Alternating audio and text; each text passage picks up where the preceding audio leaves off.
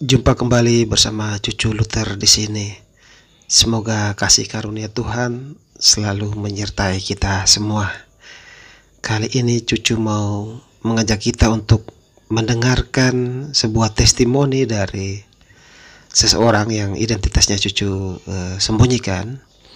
Dia menceritakan pengalaman hidupnya selama 14 tahun diperbudak oleh setan yang pintar berkamuflase seolah-olah itu adalah suara dari Tuhan atau roh dari Tuhan. Selama 14 tahun itu dia mengaku berada dalam sebuah gereja karismatik, namun akhirnya dia mengalami sebuah pengalaman iman yang mendorong dia untuk meninggalkan gereja itu, meninggalkan semua ajaran-ajarannya, meninggalkan semua bisikan-bisikan roh yang awalnya dia kira adalah bisikan dari Tuhan. Seperti apa testimoninya? Silakan disimak. Jangan lupa untuk like, komen, lalu subscribe bagi yang belum subscribe, dan di-share juga video ini ya. Selamat menyaksikan. Bukan gampang itu. 14 tahun saya di sana. Bukan gampang itu.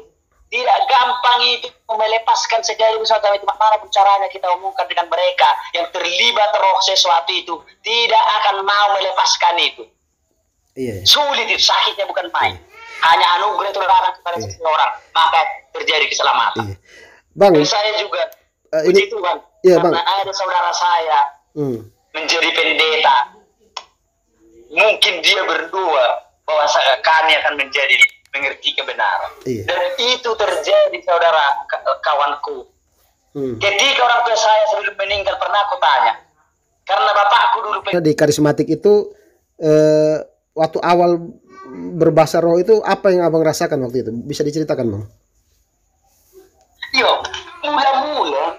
Mula memang seakan-akan kita disuruhnya sebenarnya menyuruh berbahasa roh ini, disuruh. Tapi disuruh buka mulut, sebenarnya seakan-akan benekanannya. Tidak tahu kita apa sebenarnya nak disuruh, tapi katanya buka mulut. Itu kan dengan sesuatunya, dibuatnya musik, dihidupkannya musik, seakan-akan musik, dibuatnya musik agak banyak bunyinya, karena bunyi musik organ ini, Kak. Disuruh itu untuk mengajari supaya bisa berbahasa roh, tapi dengan catatan disuruh buka mulut. Buka mulut. Tapi sebenarnya kalau bagi saya dengan semua sampai sekarang, seakan-akan pendekaran disuruh diajari. Tidak bisa itu datang seperti itu. Iya. Itu diajari, nih. Tidak ada bahasa roh seperti kacau itu, gila itu. Sudah komokan kau, sudah ada kawanku itu sampai terus menggigil itu, jatuh robo-robo itu sering itu kepada kuliah. Seperti itulah memang. Sampai sekarang di karismatik itu umum itu seperti itu. Selama waktu bergabung 14 tahun itu memang abang sering menemukan bisikan-bisikan roh seperti itu, Bang, ya? Sering, tiap hari bahkan. Itu apa yang dibisikkan oleh mereka itu, Bang? Yang dibisikkan satu, paling sering ini dibisikkan, pergilah ke sana. Dikasih tahu, pergilah ke sana. Dan iya memang hebatnya berkawan, kadang bisa kita tahu langsung apa yang di hati orang.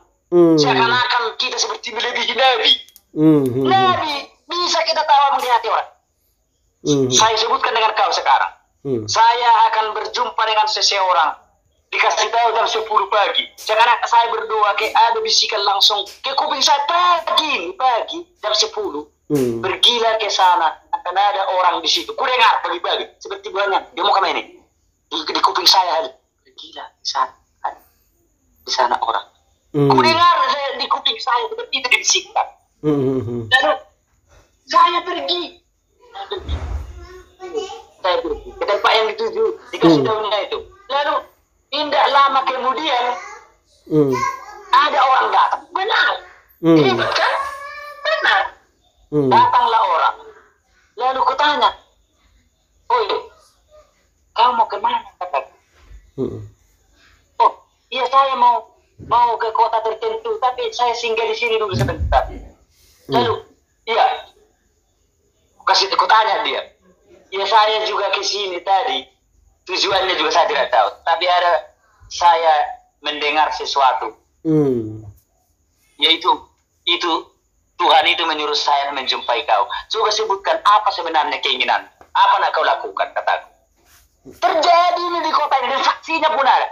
Orang itu sekarang masih ada. Bahkan dikasih tahu ini ceritanya. Lalu kata dia, iya saya ini sekarang ini nak ke Palembang dengan tujuan saya nak berangkat ke Jakarta.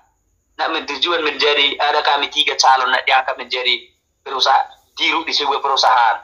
Lalu katakan, apabila kau mau mendengarkan saya, kau akan menjadi dirut diangkat di negara ini. Apa itu kata dia? Ikuti saya berdua, saya ajari dia berdua lahir baru.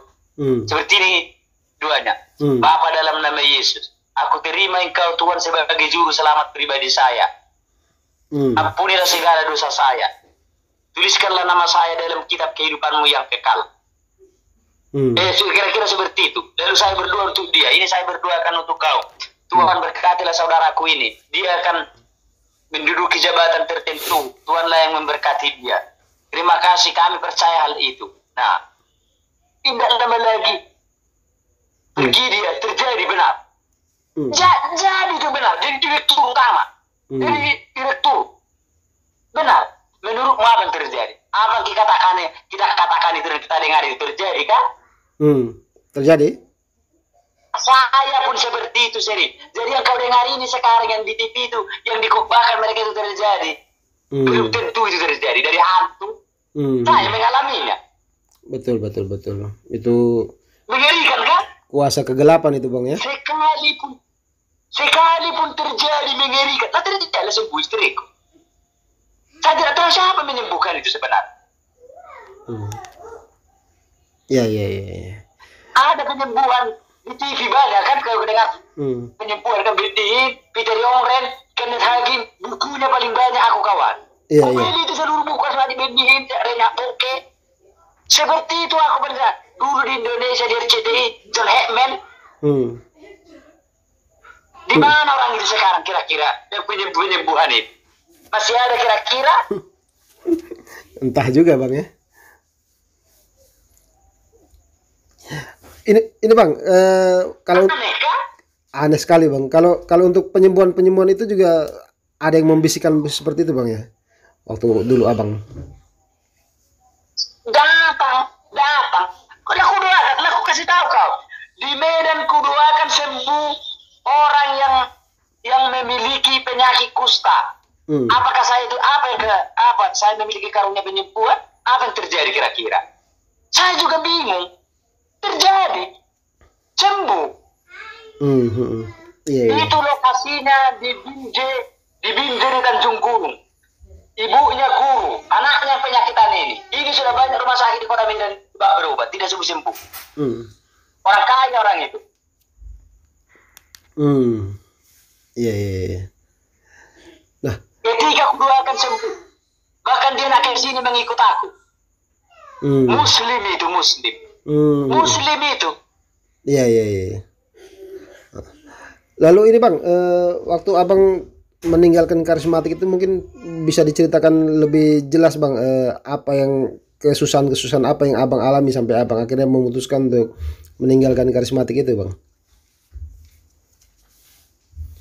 Disitulah saya mengalami hal-hal, seluruh usaha saya bangkrut dan saya kecelakaan. Mobil saya pun waktu itu Katolik yang menolong saya kerjasama. Saya kan tukang bisnis, bergabung saya dengan saudara saya Katolik di sini. Lalu seluruh usaha kami itu bangkrut dan ada waktu itu saudara saya jari berbisnis ini, dia penyandang dananya dan dia ruko itu terjual banyak usaha kami. Sayalah yang mengarahkan karena saya pendua pada saat itu. Menurut mereka Katolik ini juga saudara saya ini. Lalu apa yang saya katakan itu seakan-akan bisa nyata, bahkan banyak. Lebih lagi masih banyak aku ceritakan ini. Masalah penyembuhan, masalah mendengar itu masih banyak lagi. Cuma yang saya katakan ini sekarang ini perpindahannya. Yang kau tanya tadi, kenapa pindah? Roh yang datang itu lama-kelamaan dia menghancurkan. Dia mengambil seluruh apa yang diberikan dia. Iya. Diberinya saya menikmati sesuatu yang apa?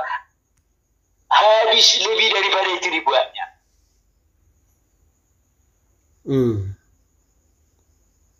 Kalau dia itu, kalau Tuhan yang datang itu tidak mungkin saya dibuatnya. Saya sampai kecelakaan waktu itu, motor saya pakai motor Tiger 2000, patah tangan saya sampai sekarang tidak sembuh. Kecelakaan itu keseleo sampai sekarang tidak sembuh. Itulah penghukuman menurut saya dibuatnya sampai sekarang dengan saya. Maka saya sangat kesalnian melihat setan binatang itu. Nih ya, benar sampai sekarang pun tangan saya masih ada sakitnya, tidak sembuh. Dia menghancurkan itu. Iya. Kalau Tuhan itu kau pikir, apakah saya akan dibuatnya patah seperti itu? Tidak mungkin kalau Tuhan dibuat celaka seperti itu. Ketika itu makin lama saya hancur dan seluruh bulan usaha dan pekerjaan kami, lalu saya tersiksa batin saya. Kau tahu apa yang saya akan kasih tahu rahasia yang paling mengerikan ini? Salah satu kesukaan setan binatang itu, seks. Oh ya. Hal yang paling jijik kita anggap itu, dia paling suka itu. Seakan-akan kita nak diajarinya terlibat seks. Bahkan bisa kita tahu orang suka dengan kita. Sudah ngomongkan kau tadi. Bisa kita tahu apa yang terjadi dalam hati orang. Bahkan itu laki-laki, perempuan bisa kita tahu dia suka dengan kita. Apakah Tuhan semacam itu? Tidak. Itu yang terjadi. Sekarang, saudara-saudara kita yang terjadi, kalau lihat di televisi itu sudah banyak melakukan hal semacam itu. Itu pun banyak itu menipu diri, tidak mengasih tahu. Saya yakin banyak itu sudah tersiksa sekarang. Hancur itu jiwanya. Tapi karena ada roh tadi terus berbisik dengan dia, seperti yang dikatakan dibaca, kau buka di internet, kau buka di YouTube. Tuhan berkata kepada saya, kata Niko kan? Benar, aku mengalami. Benar, dia mendengar itu. Tapi kan itu bukan Tuhan. Dia yang ngomong itu Tuhan kan? Saya juga seperti itu. Yang ngomongkan kau tadi, yang diangkat diri itu kan aku ngomongkan, kau akan menjadi diri. Karena Tuhan tadi menyuruh saya berjumpa dengan kau. Kan itu kan ngomongkan kan? Iya. Terjadi yang ngomongkan itu, terjadi kan? Iya. Hal nyata pun belum tentu dari Tuhan kawan. Hal yang sudah nyata. Nah, kamu kan di rumah sakit datang. Di rumah sakit sampai sekarang aku masih bisa kubayangkan itu. Terang benar di rumah sakit itu. Kalau salah 8 detik kalau dihitung. Tetapi di situ aku juga bingung. Kenapa saya berani mengomongkan itu pada malam itu? Kemana saya pergi? Karena saya bimbang dan saya mencari Tuhan ini. Roh itu paling kuat, paling hebat. Roh itu yang utama di karismatik ya, bukan Yesus ya? Iya, roh itu.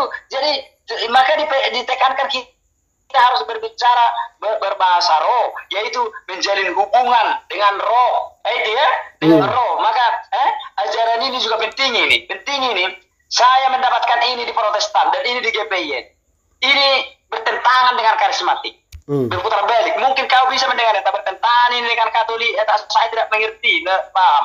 Tuhan itu datang ke dunia menyelamatkan manusia itu di Protestan. Tuhan itu tidak bisa diundang sembarangan. Bukan seperti karismatik mengatakan bisa kita membangun pujian penyembahan Tuhan datang. Salah.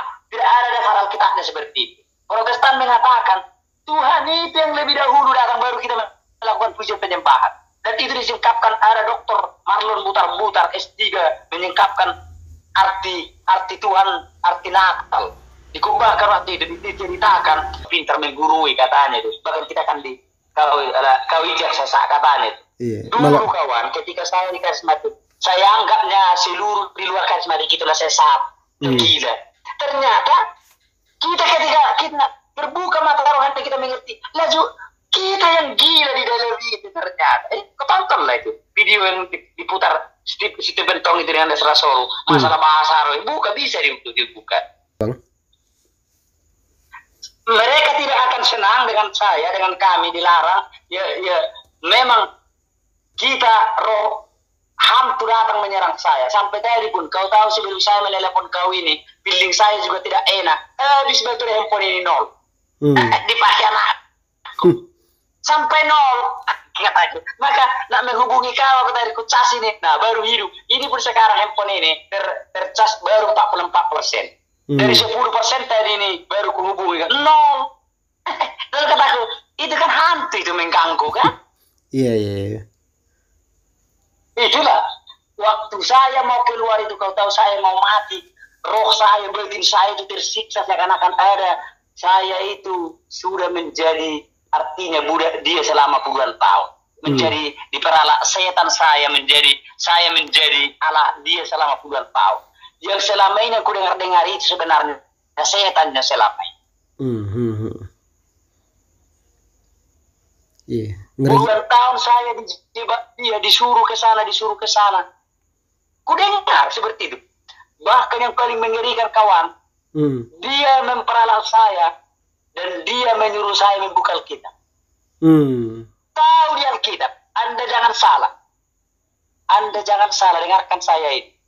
Setan juga tahu bisa, tapi tahu. Iya. Sering saya bermimpi, sering saya mendapatkan penglihatan seperti itu dengan sistem seakan-akan saya melihat nyata dengan di dalam roh. Ditunjukkannya ayat Alkitab. Biar kau tahu. Ditunjukkan ayatnya. Iya. Paham. Juga mengerikan. Alkitab juga mengatakan hati-hati malaikat itu seperti setan itu seperti malaikat terang katanya kan? Betul.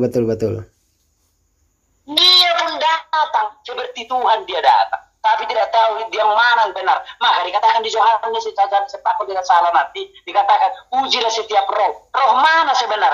Yang menguji roh itu bukan sembarangan kawan, harus ada orang membimbing, harus ada pendeta mengajari. Bukan gampang karena kau pemuda, saya pemuda, tidak akan mengerti. Tapi kalau kau bisa mengikuti seperti itu, kau mudah-mudahanlah kau bisa seperti Esra Song, seperti Bambang Nursena, seperti Stephen Tong, itu akan mudah dihancurkan mereka itu. Kalau ada mengajarinya, kalau belajar sendiri menurut aku juga akan sulit. Harus ada membimbing dan mengajari.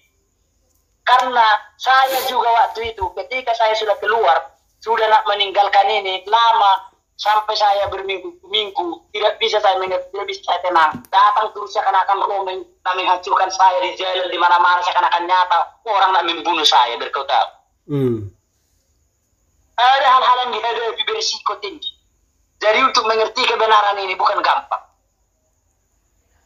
Main licin, kalau dia bisa ayat Alkitab itu sering datang kepada saya dengan dalam mimpi. Iya. Ya, itu adalah testimoni yang sudah disampaikan. Cukup mengerikan juga ya kalau kita dengar kisah-kisah pengalaman selama bertahun-tahun diperbudak oleh roh, dan ternyata bukan roh dari ilahi tapi roh yang menurut dia dari kuasa kegelapan. Mendengar kesaksian ini cucu jadi ingat tentang nasihat-nasihat Santo Antonius Agung. Santo Antonius Agung diketahui merupakan seorang pertapa yang berasal dari Mesir, dan dia tergolong pertapa, pionir pertapa kalau tidak salah ya. Dia hidup sekitar tahun 250 sampai 350. Jadi cukup panjang usianya, 100 tahun.